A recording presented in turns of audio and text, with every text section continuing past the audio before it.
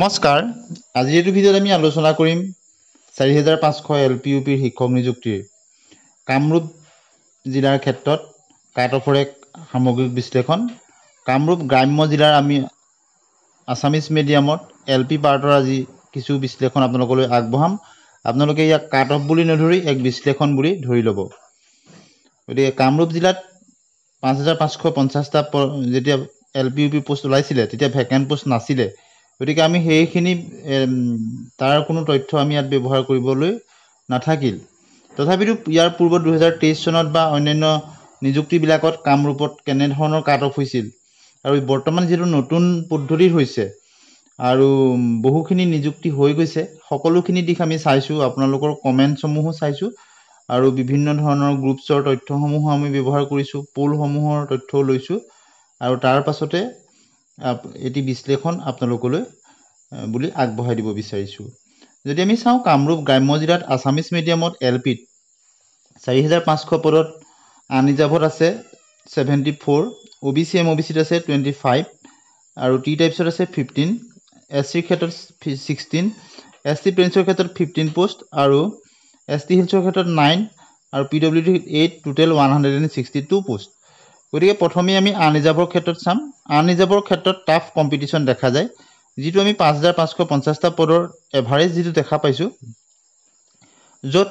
62 প্লাসত আছে সকলো ডিস্ট্ৰিক্টতে কোনো জিলাত 63 প্লাসত আছে আৰু দুই এখন জিলাত 65 পাইছে গৈ বা কোনো ক্ষেত্ৰত 70ও আমি দেখিছো আনৰিজাৰ্ভৰ ক্ষেত্ৰত যথেষ্ট টাফ কম্পিটিশন হয় তে কামৰূপ মেট্ৰো আৰু কামৰূপ গ্ৰাম্য এই দুইখন জিলা যেহেতু ওচৰা-ওচৰি গতিকে কামৰূপ মেট্ৰোৰ পোষ্টখিনি আমি চাব লাগিব কামৰূপ মেট্ৰোত ইয়াৰ তুলনাত যথেষ্ট কম পোষ্ট আছে আনৰিজাৰ্ভ কেটেগৰীত গতিকে ওচৰৰ দুখন ডিস্ট্ৰিক্ট হিচাপে ওচৰৰ জিলা কেইখনৰ প্ৰাৰ্থীয়ে কামৰূপ আৰু গ্ৰাম্য আৰু কামৰূপ মেট্ৰো এই দুখনত নিশ্চয় প্ৰিফাৰেন্স দিছে আৰু যিসকলৰ কনফিডেন্স লেভেল ভাল মাৰ্কস ভাল টেটত বা অন্যান্য এক্সট্ৰা কাৰিকুলাৰ এক্টিভিটি আছে তেওঁলোকে নিজৰ সুবিধা ডিস্ট্ৰিক্টতে ফাৰ্স্ট প্ৰিফাৰেন্সটো ৰাখিব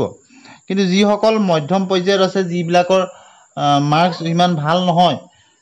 তেওঁলোকৰ ক্ষেত্ৰত কিন্তু কামৰূপ গ্ৰাম্যত তেওঁলোকে এটা সুযোগ দিব বিচাৰিছে আৰু তেওঁলোকে এটা প্ৰিফাৰেন্স দিছে আৰু সেই হিচাপত যদি আমি চাওঁ কামৰূপ গ্ৰাম্যৰ ক্ষেত্ৰত আনৰিজাৰ্ভ কেটেগৰীত যেটো 74 পোষ্ট আছে ই এখন ট্ৰেন্ডিংত থকা জিলা কেইখনত প্ৰথম প্ৰভিজনাল মেৰিট লিষ্ট বিলাকত যথেষ্ট বেছি দেখা পোৱা যায় যেটো বহু প্ৰাৰ্থীয়ে তাত আবেদন কৰে কামৰূপতো এখন ট্ৰেন্ডিং জিলা বুলি কৈছো যেটো 74 পোষ্ট আছে এবাৰ আপোনালোকে পোষ্ট বিলাক দেখিলে গম পাব লখিমপুৰ শিৱসাগৰৰ পিছতেই আমি কামৰূপ গ্ৰাম্যত দেখা পাওঁ আনৰিজাৰ্ভত হাইয়েষ্ট পোষ্ট আছে আৰু আনৰিজাৰ্ভত বেছি পোষ্ট থাকিলে ক্যান্ডিডেট সকলে তাত আশা কৰে যিবিলাকৰ 90 প্লাস মাৰ্কস আছে আন কেটেগৰী হলো গতিকে এখন ট্ৰেন্ডিং জিলা হিচাপত আনৰিজাৰ্ভ কেটেগৰীত আমি যদি চাওঁ 5500 এভাৰেজ কাট অফটো যদি চাওঁ আমি 62 ধৰিছো সেই হিচাপত ইয়াত যেটো পোষ্ট বেছি আছে গতিকে আনৰিজাৰ্ভ কেটেগৰীৰ ক্ষেত্ৰত কামৰূপত আমি 74 পোষ্টৰ ক্ষেত্ৰত কাট অফ কিমান হ'ব পাৰে গতিকে 74 পোষ্টৰ ক্ষেত্ৰত 4500ত আমি 63.5 এক সুৰক্ষিত নম্বৰ হ'ব পাৰে 63.5 হ'ব পাৰে এক সুৰক্ষিত বা সেফ স্কোৰ হ'ব পাৰে কামৰূপ গ্ৰাম্যৰ ক্ষেত্ৰত আৰু ওমেন ৰিজাৰ্ভেশনৰ ক্ষেত্ৰত হয়তো 64 হ'ব পাৰে কিছু পইণ্ট বেছি দেখা পোৱা যায় যেটো আমি 5500 ৰ পৰা কথাটো আপোনালোকক ক'ব বিচাৰিছো আৰু হাই স্কোৰিং পাৰ্টি যথেষ্ট থাকে গতিকে 64 ওমেন ৰিজাৰ্ভেশনৰ ক্ষেত্ৰত আৰু 63.5 এজ ইউজুৱেল আনৰিজাৰ্ভ কেটেগৰীৰ ক্ষেত্ৰত কামৰূপ গ্ৰাম্যত কাট অফ বা এটা সেফ স্কোৰ হ'ব পাৰে বুলি আমি আপোনালোকক জনাব বিচাৰিছো ইয়াক আপোনালোকে কাট অফ বুলি নধৰি এক বিশ্লেষণ বুলি ধৰিব ইয়াৰ পিছতে আমি কামৰূপ গ্ৰাম্যত ওবিসি এমওবিসিত যি 25টা পোষ্ট আছে গতিকে 25টা পোষ্ট থকা 25 প্লাসত থকা ই এখন ট্ৰেন্ডিং জিলা যেটো বৰপেটাত 25 প্লাসত আছে 26 তাৰ পিছতে আমি যদি চাওঁ কামৰূপত আছে ওবিসি এমওবিসিত 25 আৰু বাকি পোষ্ট তেনেদৰে 25 প্লাসত নাই গতিকে ওবিসি এমওবিসিৰো বহু প্ৰাৰ্থী আবেদন কৰিছে এখন ট্ৰেন্ডিং জিলা সেই হিচাপত যদি আমি চাওঁ এভাৰেজ কাট অফ 60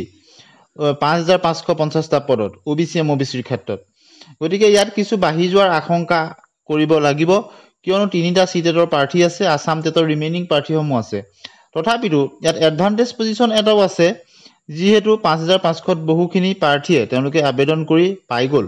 আৰু এলপিত পোৱা প্ৰাৰ্থীসকল পুনৰ এলপিলৈ ঘূৰি আহিব নোৱাৰে ঠিক একেদৰে স্পেচিয়েল ৰিক্ৰুটমেণ্ট ড্ৰাইভত যিসকল নিয়মীয়াকৰণ হৈ গ'ল এলপিত তেওঁলোক পুনৰ এলপিলৈ ঘূৰি আহিব নোৱাৰে তেওঁলোকে আবেদন কৰিছিলে যদিও নহ'ব ঠিক অন্যান্য ধৰণৰ বহু বিভিন্ন চাকৰিটো তেওঁলোকে পাইছে গতিকে এলপি স্কুলতকৈ ভাল গ্ৰেড পে থকা চাকৰি যিসকলে পাব তেওঁলোক পুনৰ ঘূৰি অহাৰ আশংকা নাথাকে গতিকে এই সকলোখিনি দিশ চাই আমি ক'ব পাৰোঁ যে কামৰূপ গ্ৰাম্যৰ ক্ষেত্ৰত ওবিসি এমওবিসিৰ ক্ষেত্ৰত যি 25 পোষ্ট আছে আছামিজ মিডিয়ামত আমি 61.5 এটা সেফ স্কোৰ হ'ব পাৰে আৰু ফিমেলৰ ক্ষেত্ৰত অৰ্থাৎ ওমেন ৰিজাৰ্ভেশ্যনৰ ক্ষেত্ৰত ওবিসি এমওবিসিত 62 এটা সেফ স্কোৰ হ'ব পাৰে গতিকে আমি এটো সেফ স্কোৰহে কৈছো কাট অফ বুলি ক'ব বিচৰা নাই গতিকে 61.5 এজ ইউজুৱেল ওবিসি এমওবিসিৰ কাৰণে আৰু ওমেন ৰিজাৰ্ভেশ্যনৰ ক্ষেত্ৰত 62 এটা সুৰক্ষিত নম্বৰ হ'ব পাৰে ঠিক একেদৰে আমি আহিছো পৰৱৰ্তী টি টাইপছৰ ক্ষেত্ৰত কম্পিটিশনটো একদম কম টি টাইপছটো আপোনালোকে চাব 15 প্লাছত পোষ্ট থকা ডিস্ট্ৰিক্টসমূহৰ ভিতৰত যদি আমি চাওঁ এক নম্বৰতে আছে কামৰূপ গ্ৰাম্য গতিকে কামৰূপ গ্ৰাম্য এখন ট্ৰেন্ডিং জিলা আছিল টি টাইপছৰ ক্ষেত্ৰতো গতিকে বহু টি টাইপছৰ প্ৰাৰ্থীয়ে তেওঁলোকে আবেদন কৰিব বিচাৰিব যিসকলৰ কম নম্বৰ আছে গতিকে টি টাইপছৰ ক্ষেত্ৰত কম্পিটিশনটো একদম কম 5550 টা আপোনালোকে দেখিছে গতিকে টি টাইপছৰ ক্ষেত্ৰত 54 to 55 থকা প্ৰাৰ্থীসকল এক সুৰক্ষিত জোনত আছে বুলি ধৰিব পাৰিব যিসকলৰ নম্বৰ 54 হয়তো 53 ঘৰটো নামিব পাৰে গতিকে 53.5 ৰ পৰা 54.5 এটা সুৰক্ষিত নম্বৰ হ'ব পাৰে তাতকৈ বেছি থকা সকলৰটো চিন্তাই নাই গতিকে 53.5 ত থকা টি টাইপছৰ প্ৰাৰ্থীসকল এক সেফ জোনত আছে বুলি ধৰিব পাৰিব ইয়াৰ পিছতে আহিছো এসচিৰ ক্ষেত্ৰত কাট অফটো এসটি প্লেনছতকৈ অলপ বেছি হয় আৰু এসচিৰ ক্ষেত্ৰত তথাপিতো যদি এজ ইউজুৱেল আমি চাওঁ আমি 58 আমি দেখা পাইছিলো প্ৰায়বিলাক ডিস্ট্ৰিক্টত 5550 টা পদৰ ক্ষেত্ৰত আৰু কিছু ডিস্ট্ৰিক্টত 57ৰ ঘৰটো আছে সেই হিচাপত যদি আমি চাওঁ এসচিৰ ক্ষেত্ৰত 16টা পোষ্টত এখন ট্ৰেন্ডিং জিলা হিচাপে বিবেচিত হৈছিল ইয়াতকৈ বেছি আছিল শিৱসাগৰত 19টা পোষ্ট আছিল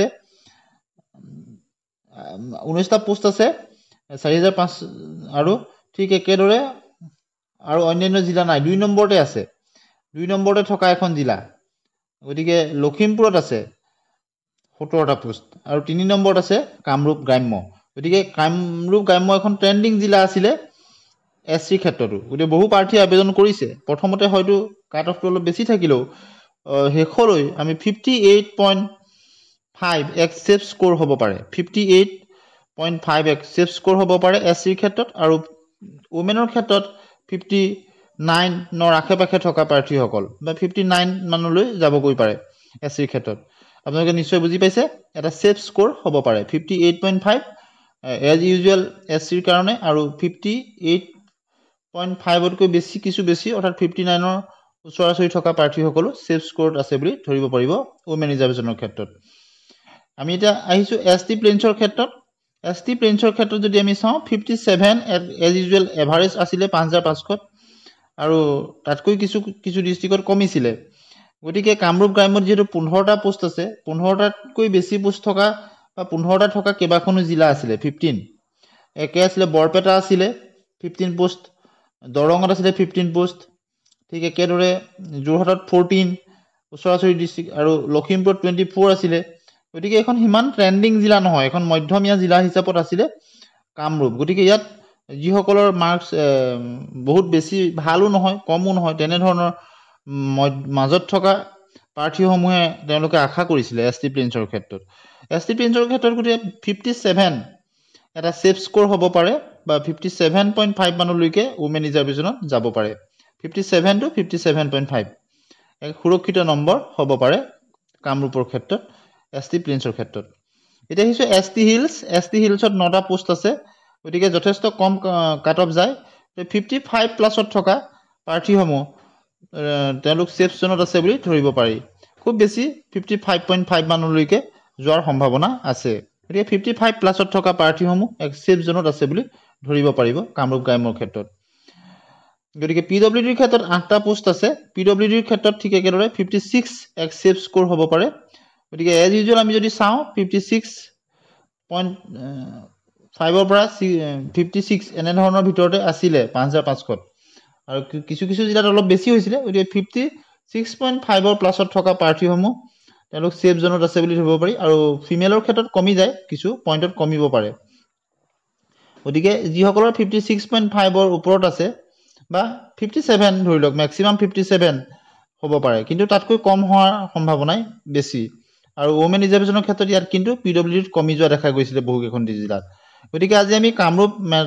গ্ৰাম্যৰ ক্ষেত্ৰত আমি কিছু বিশ্লেষণ আগবঢ়ালোঁ। ইয়াক আপোনালোকে কাট অফ বুলি নধৰিব আৰু আপোনালোকৰ মতামত নিশ্চয় জনাব। আমাৰ এই বিশ্লেষণৰ লগত আপোনালোকে